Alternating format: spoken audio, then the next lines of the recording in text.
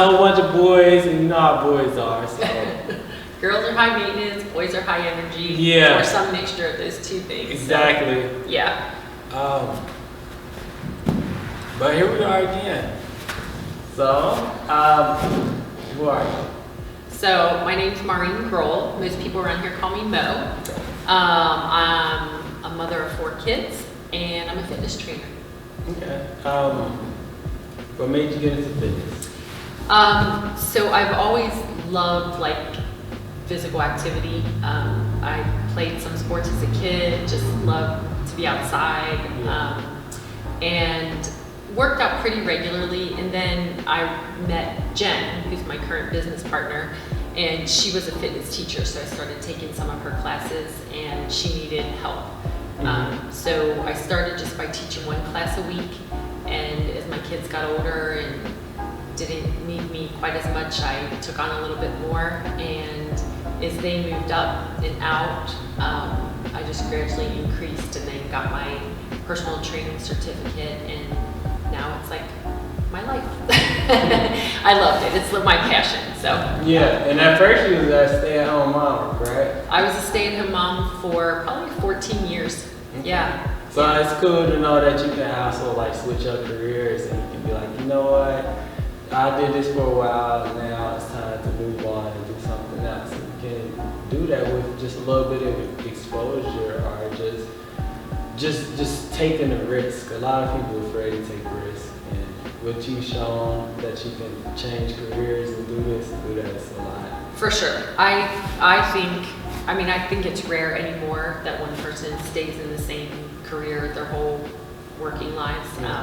I think it's great. I knew I loved fitness, but it was a hobby. And so, when you have the chance to make something that you love into your job, that's awesome. Yeah. Yeah. So switch it up, find something you like. Exactly, because if you love it, you don't mind putting in the extra hours. It doesn't feel like work. It just feels, after a while, it feels like a duty. It's just something that you was put here to do. So it does. I get kind of that feeling sometimes that I teach and everything, and I just seen one of my students when I was on my way to Target this morning. And face lit up. Mom was like, "Oh, my kids tell me so much about you, this and this and that," and it's like, this is what I do. Yeah, I love that, and I have the same feeling about fitness. I love to teach people about it, people that haven't ever exercised before, all the way up to I train an international marathon runner, training high school athletes and college athletes. Any level. I love that feeling of the connection. Yeah. How you ever did the flying pig and stuff here in Cincinnati? Have you ever tried that? So I have run a couple of races. I've never done the pig. Okay. So I really enjoy running. The races are fun, and I'm glad I've done them. Yeah. But I kind of prefer to run on my own, honestly. Yeah, or just with another person or two. Yeah. It's that way. It's you don't gotta worry about anybody else getting in your way or behind you or.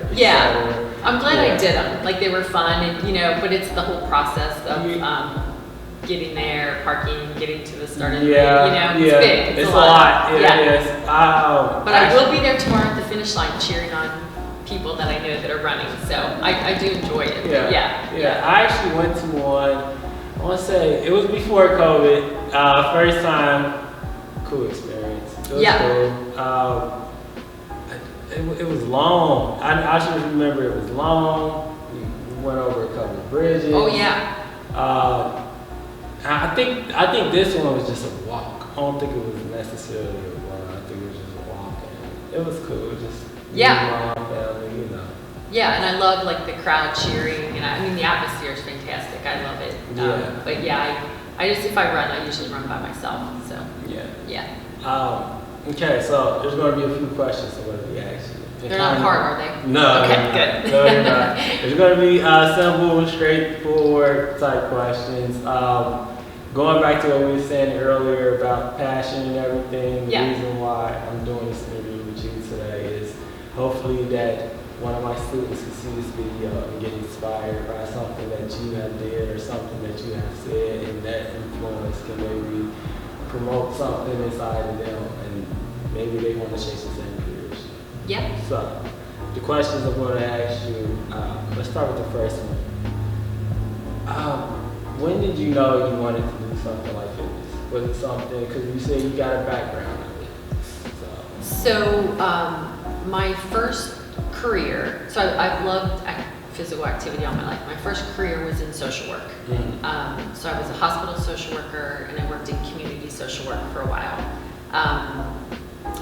And I was working on my own, but not really teaching. And then I was a mom, which I consider my second career, and hopefully that one will last forever. Mm-hmm. And I think I probably was talked into teaching my first time, as opposed to knowing that I wanted to do it as a job. But once I taught, it was like just a high that I loved, like the energy of it, the planning the class, like motivating people. So I think once I did it, I realized how much I would enjoy teaching it, not just doing it.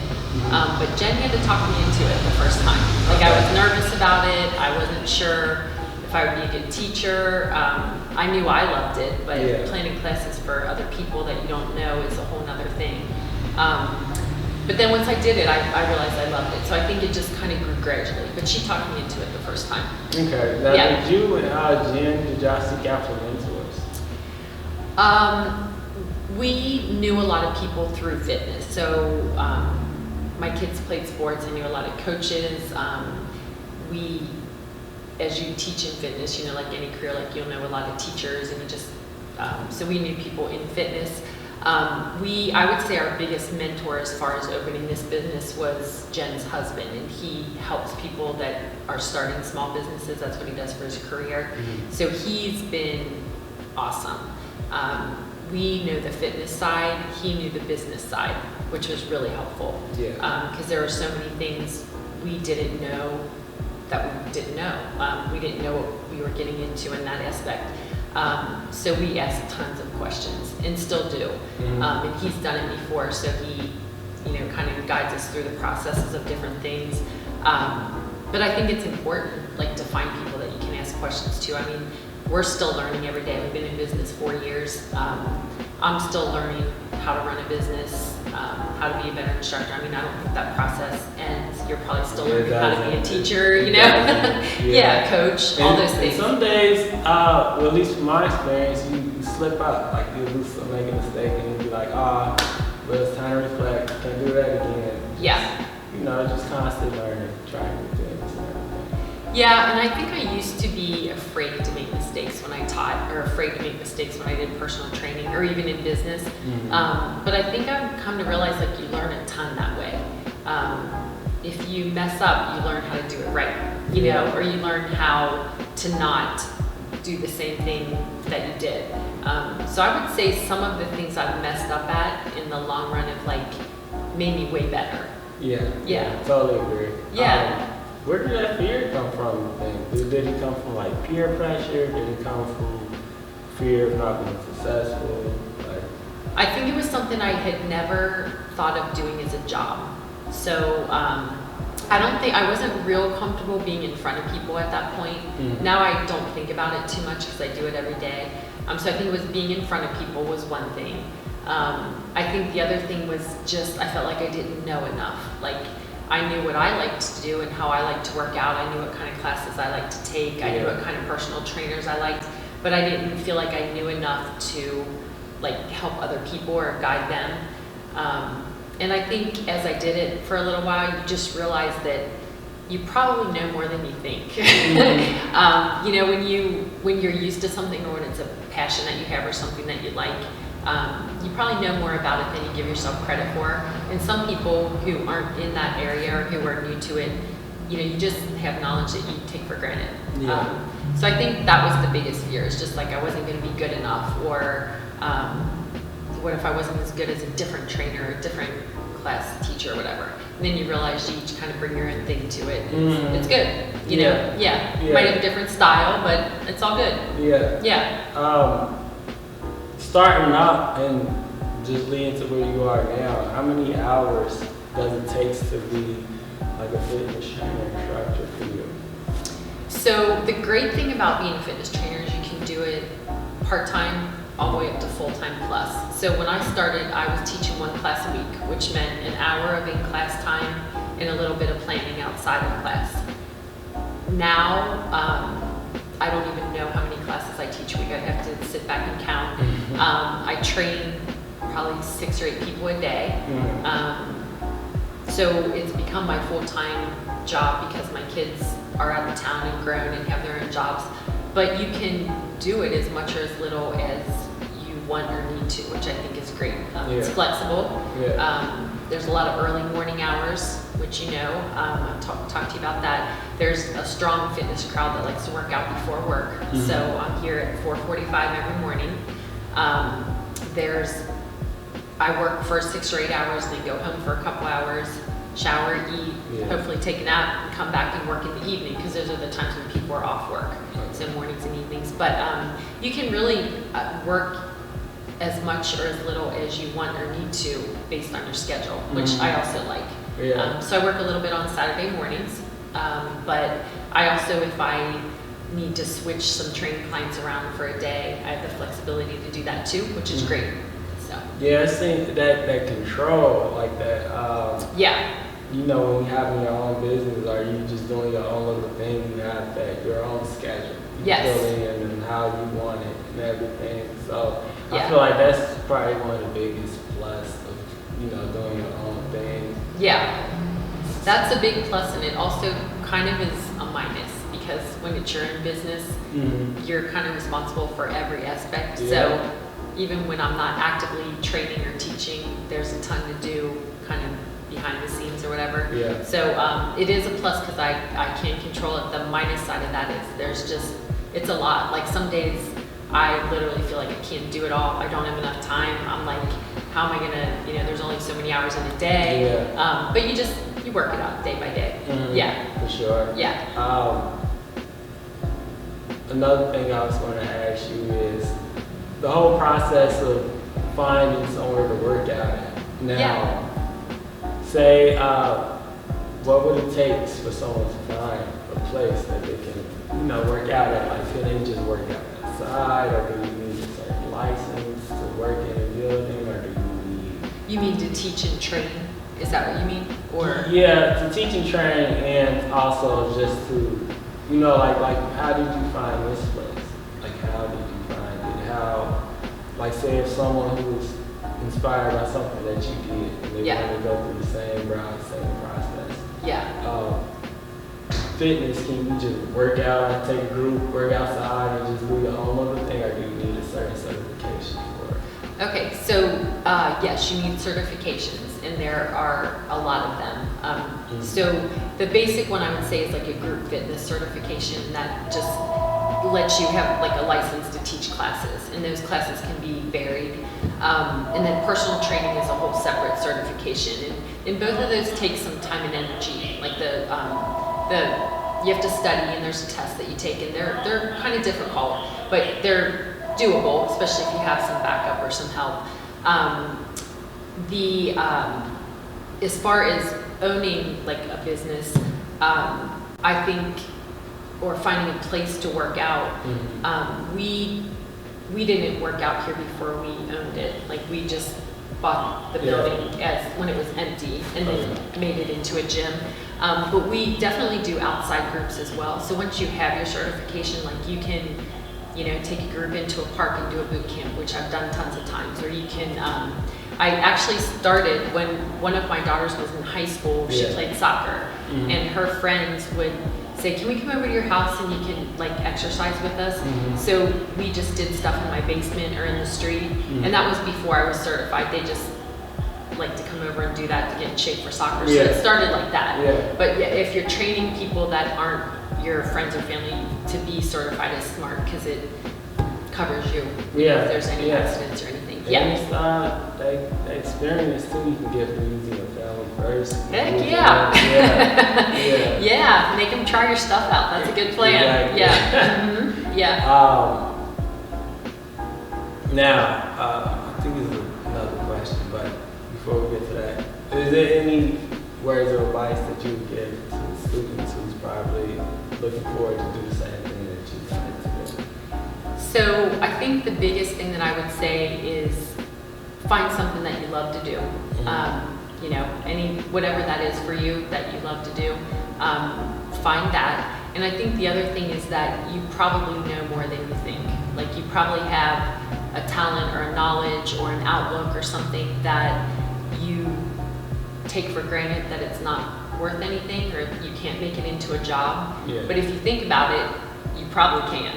Yeah, for sure. Yeah. So I'd say just, you know, if you got to take a risk at some point. You just got to try it, you know.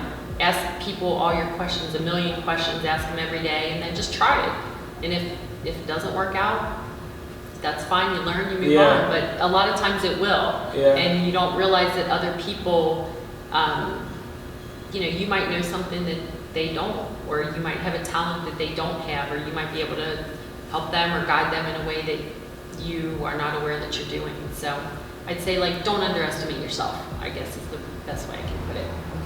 Okay. Going to the last question that I was going to ask you before. Oh, yeah. So what would be the process to say if someone was looking for a mentor in order to do this? Like, do you need a certain certification first before you can do like because we got like a student teaching thing. Yeah. So is it something like that? Oh, okay. Sorry, I might have misunderstood your question. No, go ahead. Yeah, so it helps if you have a mentor, yes. So when I first started teaching, my business partner was certified as a trainer and I wasn't. But I taught under her, so like she would let me teach part of a class. Or if she went on vacation, I would fill in for a class. And then for the beginning, she would watch or give me ideas or feedback on how I had the class set up. So that helps a lot, a whole lot. You can do it without that. I also know fitness trainers that just get certified on their own and then apply at like some of the bigger gyms and then learn how to teach that way. We also have a couple people here who were helping along to learn how to be instructors. So we do the same thing. Like we'll bring them in, they'll take our classes for a while, get an idea of how we like to have it set up, and then we kind of slowly transition them. So we might have them teach like half of a class or co-teach a class with us for a while until they're comfortable, and then we can just gradually back up and let them take over. So it's a great way to get practice while there's somebody there to help you if you have questions or if you run into a snag or something. So that's, and then while they're doing that, they're also studying to take their certification. So hopefully at the end, they're certified, they are comfortable teaching, and we have an instructor that everybody loves and trusts, which is awesome. I know. It's benefits of the small businesses and everything, the family structure, the whole, you really get a vibe for your clients and for your, the people who actually interested in what you're doing here. So that's a big plus for that as well. Yeah, I think the personal touch is what makes our small business work. Like there are tons of gyms. You can work out, they're within 5 miles. When we were going to open this, I think we counted like 12 or 14 gyms, fitness centers, personal training studios. I mean, there's a ton of them. But I think the personal connection is it. Like if you can really get to where your client is and understand exactly what they want to happen, like not what you want to happen, but what they want to, that connection means a lot to people. And I think we have never advertised. We do Facebook, that's it, word of mouth, and that's how our whole business has grown. And I think that's how we've ended up. We have they're just a great group of people that come here as our clients and support us and stuff. And I think it's because of that. It's word of mouth and just take each person where they are and go from there. Sometimes those small businesses be the best instead of the large. When it's get too big, I figure it'd be more problems and more issues. I agree. I've taught for bigger gyms too when I first started.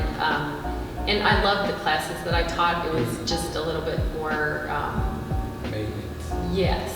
The process wasn't as smooth. Like you couldn't have as many of your own ideas.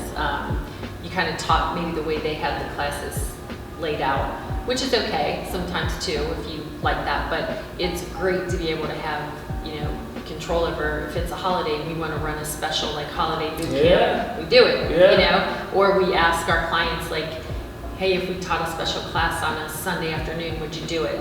And if they say yes, we come in and do it. So, Yeah, and they'd be more lenient to it doing it. yeah, right. Yeah. Yes, Mom, yeah. Yeah, right. It's fun. You know what I Yeah. mean? They like, I look forward to seeing them. Hopefully they look forward to seeing you. I mean, it's just, it is. It like gives you an extra energy to come in and do stuff. And yeah. Yeah. But I know we had this interview like 8 times already. But This one's the best. yeah, this one's the best. We already got a relationship established, so it was Yes. just better flow, better. It was- Yeah. Yeah. So Good. thanks again Sure for thing. everything, Mo. Yeah. I will always, come through and check up on you. Do it. Yeah. Hey, what up and everything. Thanks again for taking this time out your Saturday. Sure. For helping me with the students. Yeah. Wish the best, nice gym, etc. Thanks. You come by anytime. And I'll throw out there, we do little fitness things for classes sometimes. So. Yeah. Yeah. Talking about the personal touch, you know. Yeah. So you're working your abs out right now. I Just know. sitting on the ball. My stomach on fire. We're sneaky like that. Yeah, I